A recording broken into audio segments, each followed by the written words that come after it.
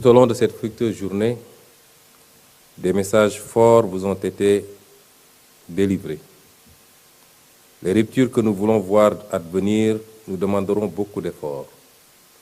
Votre rôle sera primordial pour les conduire.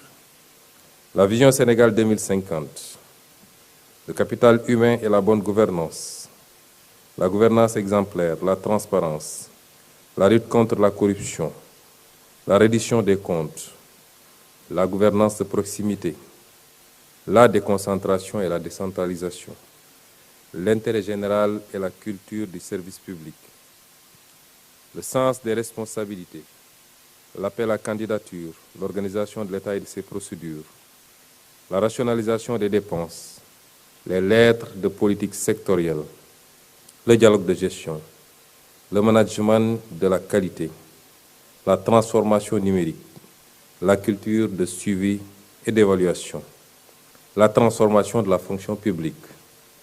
Autant de concepts et de terminologies télégraphiquement extirpés de son allocution de ce matin témoignent que le chef de l'État nous a dressé un large panorama des enjeux qui traversent le secteur public sénégalais. Il est urgent que notre gouvernement et notre administration s'ajustent, d'où la pertinence du thème de ce conclave. Cependant, nous sommes conscients que cette transformation ne sera pas aisée au regard de l'histoire, des habitudes et de leurs conséquences. Notamment, constatons que nos administrations sont en partie décalées par rapport à la société. Et pourtant, nous devrons réaliser cette transformation, la réaliser coûte que coûte, vaille que vaille. C'est ce qu'a indiqué ce matin le président de la République, dont l'allocution peut être perçue comme le discours sur le changement. Permettez-moi à présent de vous livrer celui sur la méthode de ce changement. Mais que devons-nous changer de prime abord?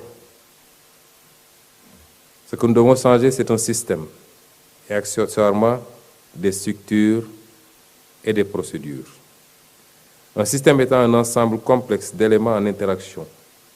On appellera changement systémique un processus qui favorise le changement structurel de tout un système en se focalisant sur la relation entre ces différentes parties. Un changement systémique vise à s'attaquer aux causes d'un problème et pas seulement à ses effets. Un discours de clôture marqué par une démarche de rupture. Rupture dans le mode de gouvernance d'un Sénégal qui trace les sillons de la modernisation et de l'efficacité de son administration. Nous devrions nous entendre sur les mesures de correction et celles sociales à adopter et à appliquer, notamment pour accompagner le gouvernement à rétablir le déficit à son niveau autorisé. Ce sera également le cas pour les effectifs humains de l'administration et leur impact budgétaire, rapporté à l'efficience, l'efficacité et la productivité attendues. Ce sera le cas également du système de rémunération dans la fonction publique qui, du fait des errements politiques dans sa gestion des 20 dernières années, a cessé d'obéir aux normes édictées pour la sauvegarde des équilibres salariaux, gage de stabilité et de sérénité dans l'administration. La commande publique, qu'il convient de rationaliser également. Pour la plupart de ces chantiers, nous ouvrirons les concertations nécessaires, telles que le chef de l'État en a jeté les bases avec l'organisation, dès les premières semaines de sa présidence, des assises de la justice, qui en annoncent beaucoup d'autres. Nous veillerons ensuite à la fidèle normalisation et à la correcte exécution des conclusions qui en découleront. Mesdames et messieurs, chers participants, exécution. Voilà en réalité le ventre mou de notre administration. La mauvaise conscience des décideurs politiques, car beaucoup de choses ont été conçues sur la base des mêmes diagnostics et constatations que nous faisons aujourd'hui, pour ensuite être rangées dans des tiroirs de sorte que les colossaux efforts humains et financiers consentis deviennent vains.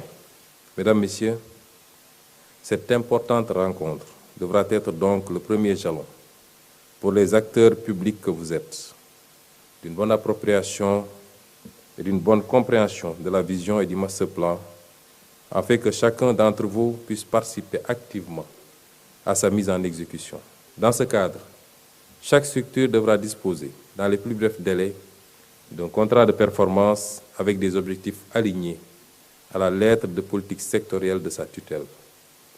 Lettre qui, elle-même, doit être impérativement alignée au Master Plan 2025-2030. Je puis vous assurer qu'aussi bien pour son Excellence, le Président de la République, que pour le gouvernement que je dirige, plus qu'une déclinaison d'orientation programmatique, c'est une volonté dogmatique et agissante qui est en marche, basée sur la claire conscience que notre pays n'a d'autre choix que de se réformer, voire même de se révolutionner, au risque de s'enfoncer dans les méandres de ses échecs répétitifs, illustrés par son retard de développement socio-économique.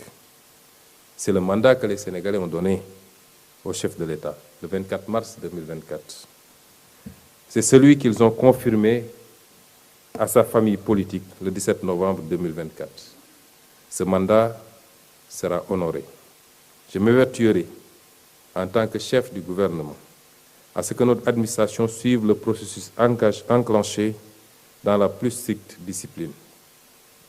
Le contraire conforterait l'idée, souvent émise, de la présence à côté, et certainement en dessous de l'état apparent, d'un état profond, souterrain, d'une hiérarchie parallèle, informelle, qui détiendrait secrètement le pouvoir décisionnel, survivant aux alternances politiques, se maintenant de façon cohérente et regroupant des représentants d'intérêts d'un establishment.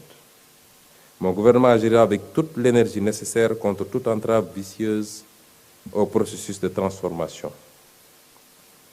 Mesdames, Messieurs, chers participants, je ne saurais conclure cette allocution sans vous lancer un appel solennel à bannir et à combattre radicalement toute forme de déviance et de manquement à l'éthique et à la déontologie qui vous régissent.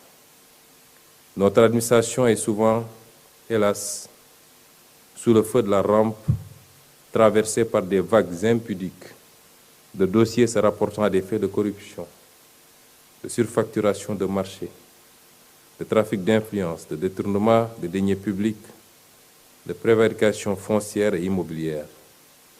Je voudrais vous confirmer que, depuis le 24 mars 2024, avec l'élection du président Bassirou Diomaye Faye, nous sommes entrés désormais dans l'ère de la tolérance zéro, aussi bien pour la détection que pour la sanction de ces pratiques occultes, conformément à nos engagements en matière de reddition des comptes devant le peuple.